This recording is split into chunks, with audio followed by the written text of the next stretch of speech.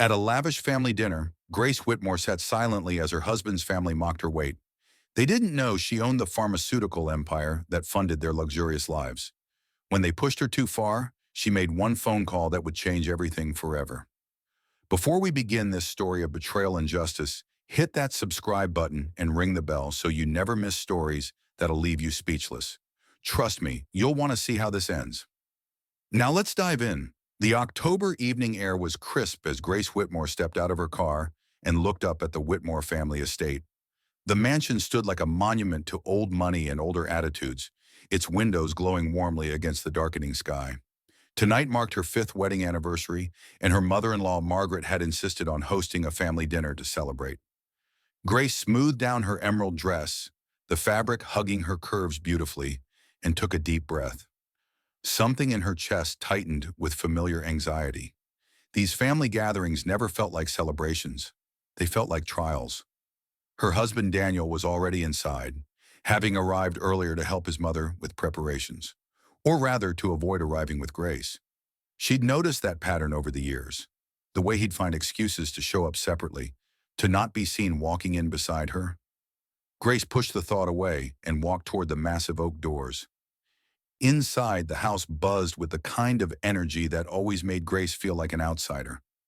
Crystal chandeliers cast prismatic light across marble floors. The dining room table was set with fine china that probably cost more than most people's cars. Margaret Whitmore held court in the living room, her silver hair perfectly coiffed, her pearls catching the light as she turned to acknowledge Grace's entrance. The smile on Margaret's face didn't quite reach her eyes. "Grace, darling, you made it." Margaret's voice carried across the room, and Grace didn't miss the emphasis on the word made, as if her arrival was somehow an achievement. "We were beginning to wonder if you'd gotten lost." Grace had left her office on time. She was actually early, but she simply smiled and greeted her mother-in-law with a polite kiss on the cheek. The room was filled with Whitmores. Harold, Daniel's father, stood by the fireplace with a scotch in hand, his posture radiating the kind of confidence that came from never being told no. Bethany, Daniel's younger sister, perched on the sofa beside her husband Trevor, her phone in her hand as always. When Bethany looked up at Grace, her eyes traveled slowly from head to toe, and a small smirk played at her lips. "Love the dress, Grace," Bethany said, her voice dripping with false sweetness. "So brave of you to wear such a bold color. Really draws the eye." Trevor chuckled, and Grace felt heat rise in her cheeks. She knew exactly what Bethany meant. Everything Grace wore was somehow wrong.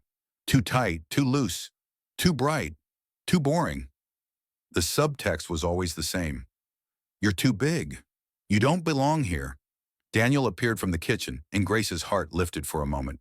Surely her husband would come to her defense, would shut down his sister's veiled insults. But Daniel just smiled vaguely in her direction and asked if anyone wanted more wine. Grace felt something inside her crack. Just a little. Margaret clapped her hands together. "Shall we move to the dining room?" "Dinner is ready, and I've planned something very special for tonight." The family moved as one, and Grace found herself swept along, taking her usual seat at the table. She was positioned between Trevor and one of Daniel's cousins, while Daniel sat across from her, flanked by his mother and sister. The seating arrangement wasn't accidental. It never was. As the first course was served, a beautiful butternut squash soup, Margaret began her usual performance. She spoke about the country club, about her latest charity event, about the importance of maintaining standards in an increasingly casual world. Her eyes kept drifting to Grace, and each time they did, her mouth would tighten just slightly. "You know, Grace," Margaret said as the soup bowls were cleared, "I was reading the most fascinating article about wellness and longevity. They say that maintaining a healthy weight is one of the most important factors in living a long, productive life." Grace felt every eye at the table turned toward her. She set down her water glass carefully. "That's interesting, Margaret. Though I think the research actually shows that happiness and stress management are equally important factors." Margaret's smile became sharper. "Well, of course, but one does lead to the other, doesn't one? When we take care of ourselves, we feel better about ourselves." Bethany jumped in, her voice bright and helpful. "Oh, Mom and I were just talking about this new gym that opened downtown. They have these incredible transformation programs. Grace, you should really check it out. They specialize in, significant changes. The word significant hung in the air like a slap. Grace looked at Daniel, willing him to say something. Anything. He was studying his plate as if it contained the secrets of the universe. Her hands clenched in her lap beneath the table. Harold cleared his throat. A man wants a wife he can be proud of, he said, his tone casual, as if he was discussing the weather. Someone who reflects well on the family. It's not too much to ask, really. The main course arrived, and Grace noticed immediately that her plate looked different from everyone else's. While the others received generous portions of herb-crusted salmon, roasted potatoes, and vegetables swimming in butter, her plate held a small piece of grilled fish and steamed vegetables. Nothing else. The presentation was deliberate, placed in front of her, with a meaningful look from Margaret. "I had the chef prepare something special for you, Grace," Margaret announced to the table. "Just simple, clean eating. You'll thank me later." Bethany actually giggled, raising her phone to snap a photo. "This is Instagram-worthy when your mother-in-law cares about your health goals." She was typing as she spoke, and Grace realized with mounting horror that Bethany was actually posting about this moment in real time. Trevor laughed. "Better hide those dessert spoons, Margaret." "We know how Grace loves her sweets." The table erupted in laughter. Not kind laughter, not the warm sound of family enjoying each other's company. This was something else, something cruel. Grace felt tears prick at her eyes, but she refused to let them fall. She'd given these people too many tears already over the past 5 years. Daniel finally spoke. "Come on, guys. Let's just enjoy dinner." It was the weakest possible defense, said without conviction, without even looking at Grace. It somehow hurt more than the insults themselves. Grace excused herself quietly, her chair scraping against the hardwood floor. She walked with her head high toward the powder room, her vision blurring slightly. Once inside, she locked the door and gripped the marble countertop, staring at her reflection. She saw a successful woman, a kind woman, a woman who'd built something meaningful with her life. But in this house, she was reduced to a number on a scale, a body that didn't meet their standards. She was about to splash cold water on her face when she heard voices in the hallway. Margaret and Bethany, speaking in low tones that carried through the door. "I don't know how much longer we can tolerate this, Mother," Bethany was saying. "She's an embarrassment. Did you see what she was wearing? That dress probably cost a fortune, and it still can't hide the problem." Margaret's voice was cold. "I've been talking to Daniel. He knows this can't continue. The woman he's been seeing, Caroline, now she's appropriate. Thin, elegant, from the right kind of family. I've told him it's time to make a change." Grace's blood ran cold. Daniel was seeing someone, Caroline, and his mother knew. "Does Grace suspect?" Bethany asked. "What does it matter?" Margaret replied. "She'll get a generous settlement, I'm sure. Daniel's not heartless, but we can't have her representing this family anymore. It reflects poorly on all of us, on the business, on our standing in the community." Harold agrees completely. Their footsteps faded down the hallway, but Grace remained frozen. Everything suddenly made sense. The separate arrivals, Daniel's distance, the increasing cruelty of these family gatherings. They were trying to make her leave, trying to break her down until she'd simply give up and walk away. Something shifted in Grace at that moment. The hurt transformed into something else, something clearer and harder. She'd been playing the role of the apologetic outsider for 5 years, trying to earn acceptance from people who'd never intended to give it. She'd made herself smaller, quieter, more convenient. She'd absorbed their cruelty and turned it inward, questioning herself instead of them. But Grace Whitmore hadn't always been a Whitmore. She'd been Grace Bennett first, and the Bennetts didn't break. They built empires. Grace checked her reflection once more, reapplied her lipstick, and walked back to the dining room with her shoulders squared. The family had moved on to dessert. An elaborate chocolate cake sat in the center of the table. Portions served to everyone except, of course, Grace, who had a small bowl of fresh fruit in front of her place setting. She took her seat and smiled. "This looks lovely, Margaret. You really outdid yourself." Margaret looked almost disappointed that Grace had returned composed. Well, I know how important these family traditions are. Speaking of which, Harold and I have an anniversary gift for you and Daniel. Harold produced an envelope with a flourish. Daniel opened it, his expression uncertain. Inside was a gift certificate to an exclusive personal training facility, along with a nutrition consultation package. The amount of sessions suggested this wasn't a 3-month program. It was a year-long intensive. We thought it was time to invest in your future together, Harold said meaningfully. A healthy family is a happy family. Bethany was filming again, capturing Grace's reaction for posterity or humiliation or both. The room waited for Grace to crumble, to cry, to flee.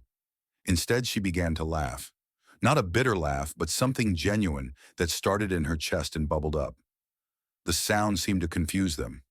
You know what's funny? Grace said, her voice calm and clear. I've been sitting at this table for 5 years, listening to comments about my appearance, my worth, my place in this family. And in all that time, none of you ever asked what I actually do for a living. Daniel frowned. You work in pharmaceuticals. We know that. Grace smiled. Do you? Tell me, Harold, how's the distribution business going? Harold blinked, surprised by the question. Very well, actually. We've had another strong quarter.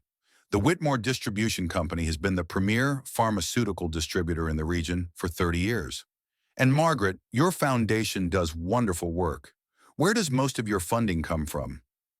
Margaret's expression grew cautious. We have several donors. The Bennett Foundation has been particularly generous over the years.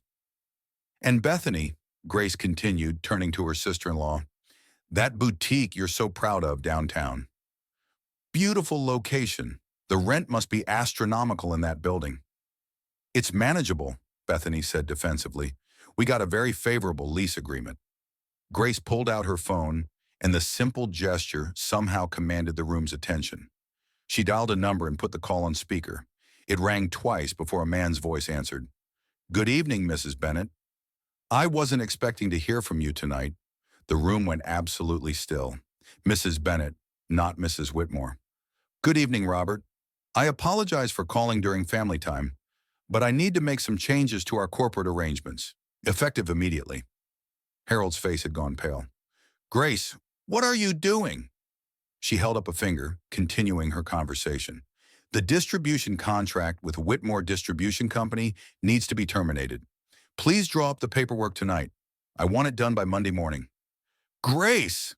Harold's voice cracked. You can't.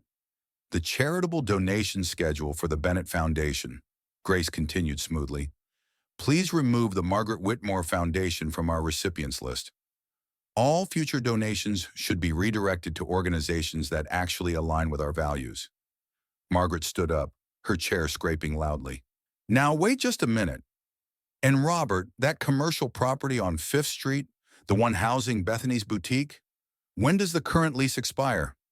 End of the month, Mrs. Bennett. Perfect. Please don't renew it. I'm sure we can find a better tenant. Bethany's phone clattered to the table. You can't do this. That's my business.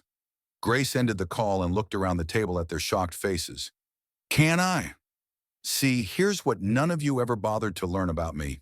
My maiden name is Bennett, as in Bennett Pharmaceuticals, as in the company my grandmother built from nothing in her garage 50 years ago. The company that now controls 70% of the pharmaceutical distribution on the East Coast. Harold sank into his chair. The Bennett Foundation. You're that Bennett? My grandmother left the company to me when she passed away 7 years ago. I was running it when I met Daniel. I kept my maiden name professionally because, well, I built something I'm proud of. But you all just assumed I was some mid-level employee, didn't you? Someone Daniel married out of charity, perhaps? Grace walked to the head of the table, where Margaret sat frozen. Your distribution company, Harold. It exists because my company supplies you with exclusive contracts. Your foundation, Margaret? It's funded by my family's charitable trust. And Bethany? That boutique sits in a building I own. Your favorable lease? That was my wedding gift to you 3 years ago. You never even asked where it came from. Daniel finally found his voice. Grace, I don't understand. Why didn't you ever tell us? She looked at her husband, and for a moment she felt sad rather than angry. I wanted to be loved for who I am, not what I have. I wanted a family that valued me as a person. Silly, right? We can explain, Margaret began, her voice shaking. Tonight was just... Tonight was just like every other night I've spent with you, Grace interrupted. You've made jokes about my body. You've served me different food. You've discussed my weight like it's appropriate dinner conversation. You've humiliated me in front of guests, posted about me on social media, and apparently you've been planning to replace me with someone more suitable. The silence was deafening. I heard you in the hallway, Margaret. You and Bethany talking about Caroline, about how it's time for Daniel to make a change. Grace turned to her husband. Were you ever going to tell me? Daniel's face crumbled. It wasn't like that. I mean, Caroline and I just talked a few times. Mother kept saying... He stopped, realizing how that sounded. Your mother kept saying I was an embarrassment, Grace finished. And instead of defending your wife, you agreed with her. You let them tear me down, meal after meal, comment after comment, because you were too weak to stand up to your family. She picked up her purse. I'm not doing this for revenge. I'm doing this for something much more important. Self-respect. You all had countless opportunities to treat me with basic human dignity. You chose cruelty instead. Now you get to learn what that choice actually costs. Grace, please, Harold stood, his business mind clearly calculating the financial devastation. We can work this out. The contracts are over. You'll have 60 days to transition to a new supplier. I'm not heartless, but our business relationship ends there. My foundation helps hundreds of people. Margaret's voice rose. You can't punish them for my mistakes. I'm not. I'm redirecting those funds to organizations that understand compassion. You'll still receive enough to maintain your operations, but the generous endowment ends.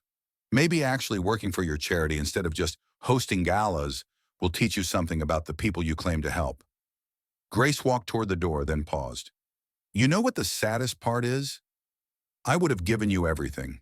Not the money, not the contracts, but my loyalty, my love, my dedication to this family.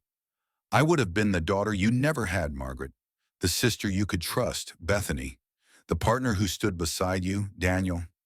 All you had to do was see me as a person instead of a problem to fix. She opened the door, letting in the cool October night air. I've already filed for divorce, Daniel. Your lawyer should receive the papers next week. You'll be provided for. I'm not cruel, but I won't spend another day in a marriage where I'm treated like a shameful secret. Where will you go? Daniel asked, his voice small. Grace smiled, and it was genuine. Back to my life. The one I built before I tried to squeeze myself into your family's impossible standards. I have a company to run, people who respect me, and work that matters. I'll be just fine. 6 months later, Grace Bennett stood in her corner office overlooking the city, reviewing quarterly reports. Bennett Pharmaceuticals had just acquired 2 smaller competitors and expanded into international markets. The business was thriving. More importantly, Grace was thriving.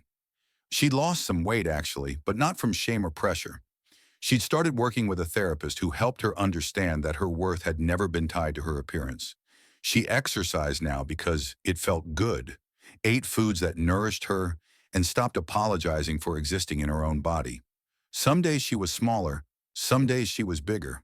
Every day she was enough. Her office phone buzzed. Mrs. Bennett, there's a Margaret Whitmore here to see you.